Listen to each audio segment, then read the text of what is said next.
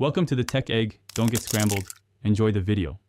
You start by signing in with the parental account on the Ps5. This gives you the authority to change restrictions. Once signed in, open Settings, then Family and Parental Controls. This path leads directly to permission controls. Make sure the account you use is the Family Manager.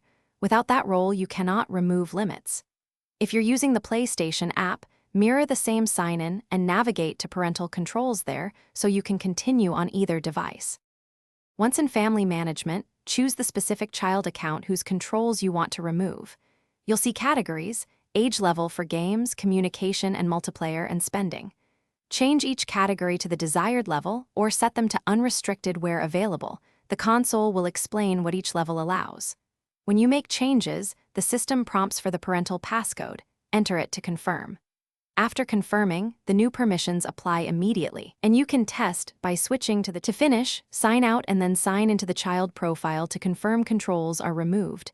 Test game access, chat, and purchases where relevant.